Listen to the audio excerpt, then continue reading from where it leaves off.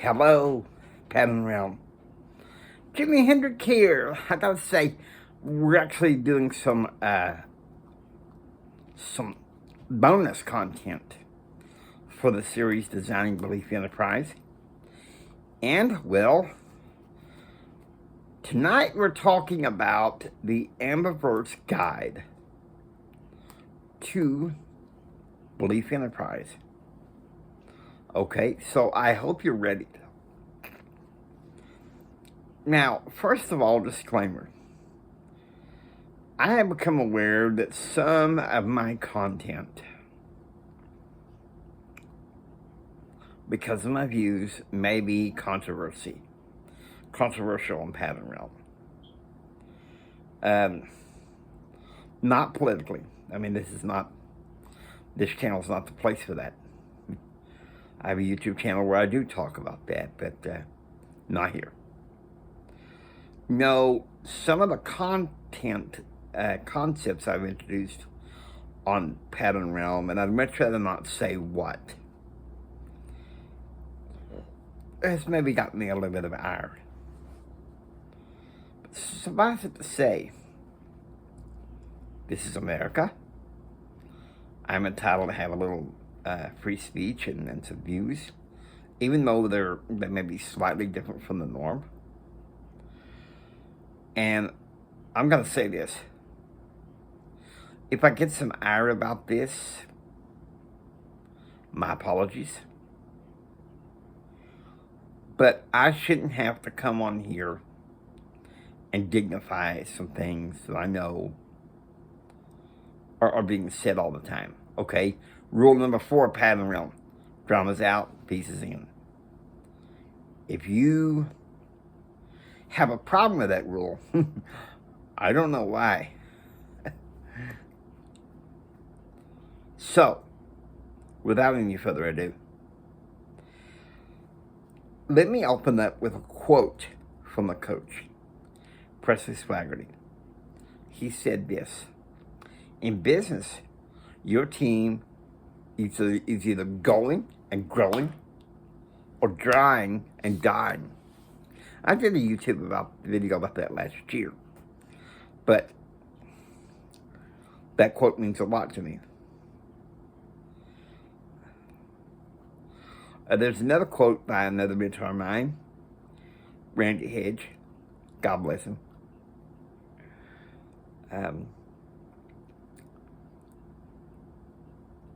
And that quote is, just paraphrasing, don't count your chickens before they hatch. They call him the cowboy. Love him to death, wouldn't mind meeting him sometime. Anyway, what can I say? Let's go further. I'm going to give you the 5 key indicators of this guide to Belief Enterprise. First of all is the personality of the ambivert. Okay, in my book, The Winning Personality, a values-based approach to entrepreneurship in this economy, I talked about that the winning personality is not the introvert. It's not the extrovert. What can I say? It's the ambivert. And that personality is somewhere in between the spectrum. Not very many people talk about it. And I first discovered the ambivert in February of 2015 by reading the March 2015 issue of Entrepreneur Magazine. An ambivert is willing to go out there and stick his neck out to succeed, but it also has enough reserve to keep himself in trouble. I mean, out of trouble, rather. Back in my day, I was too much of an extrovert, and I got myself in trouble. In a lot of ways. Not in serious trouble, but enough trouble for my business mentors to basically say to me, "Hey, Jimmy, shut up." So that's a key indicator there. Number two, the leader. We need to get out of the system of management that is a part of the 20th century and let that go and embrace leadership instead. That's not always that easy when our minds in school and otherwise, it doesn't matter what education you got, whether it's high school or like a bachelor's degree, a master's, or whatever. You've been trained in the industrial age mindset. And we're in a combined age economy, and that means people need to be leaders. It's not a one-man show. It's all about being a team. Dr. John C. Maxwell, he said this. He said, the essence of leadership is influence. Nothing more, nothing less. Growing up until I was, in college, I thought it was power. But the older I get, and especially after entering Toastmasters, I saw it wasn't power. It was influence that I was hungry for. I'm wanting to be an influencer. And many people think, well, the influencers, they have their flashy pad. They're the Hollywood types. Not necessarily. One of my mentors, Presley Swaggerty, okay, he may have a nice house. But let me tell you something. That man is down home, humble roots. And he's not forgotten his place is to worship Christ. Put that ahead of money. Okay? Now, and that's really, I know Dr. John C. Maxwell says that leadership and entrepreneurship are not synonymous. But with it being in the 21st century, an entrepreneur, I'd like to use a new term I heard from Dr. Delatoro McNeil II. He calls it a leaderpreneur. And there's plenty of that's needed in this combined age economy. It's having some good leaders out there. Okay? Number three. Wait. Let me give you some leaders of influence that I have admired, whether I liked their policies or not. And, getting political. Ronald Reagan, Bill Clinton, Barack Obama, and Donald Trump. And even to some extent, George W. Bush. But let's be, and there's more than that. There's plenty of business leaders out there, some unsung heroes that are out there pounding the pavement, getting done, bringing out influence. And that's where you get to it, okay? That's where you get to it. Now, here's the third part of the guidebook. Character.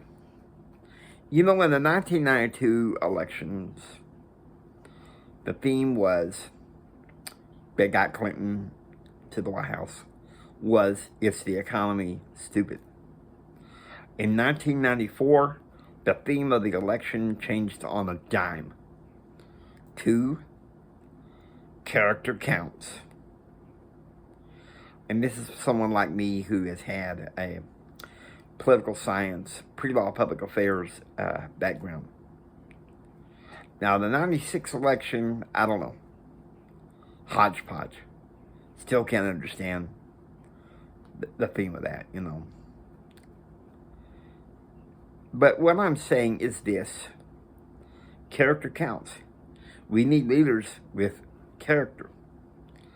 And by that, and I know I'm probably going to alienate some people, but I got to say it. We need leaders with God, with God-fearing character, that are willing to go by the patterns of success set forth in the Word of God. Okay? We need those kind of leaders. Because character is what matters. And I think that's why we got a leadership crisis in this country and the world at large, is because character is being thrown out the window without, because everybody's hung up on personalities. And I'm not just talking politics, I'm talking business. I'm talking about the world at large.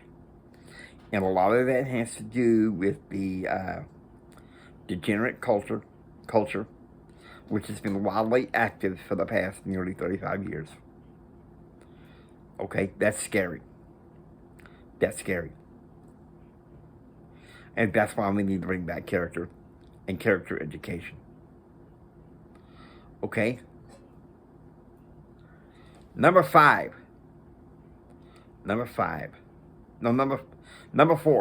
Discipline and determination. I have a story about that in my life. In my young adulthood, I had 2 stints at a place called Chris Cole Rehabilitation Center for the Blind. My second one there, I got accepted to Texas Tech, but I was having trouble negotiating my room and board payments. And I had so-called friends and advisors like, hey, give up, tuck tail, and go home.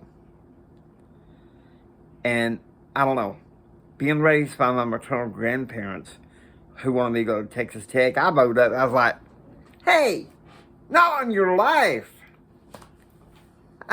Pick on somebody else. So I fought for my rights. Housing agreed temporarily for arrangements for me to make some payments.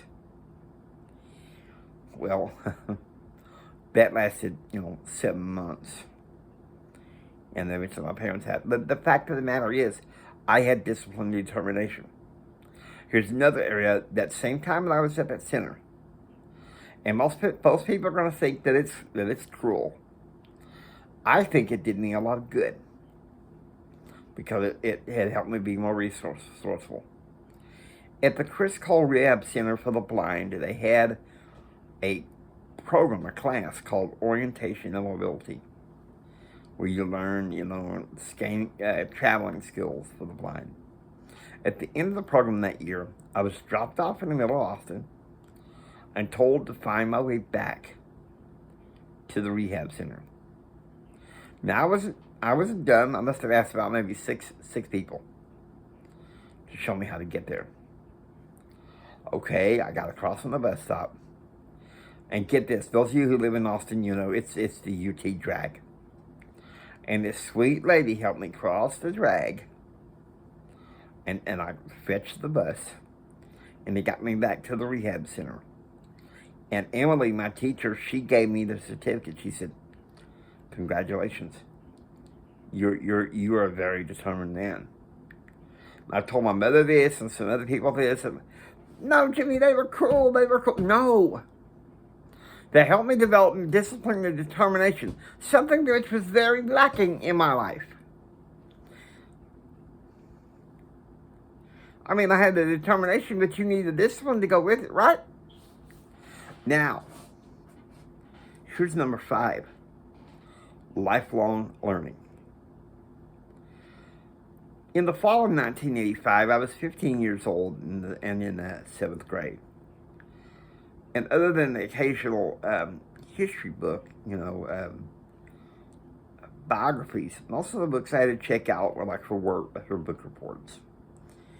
And my grandmother saw that. And in Christmas of 85, the first parent gift I opened up at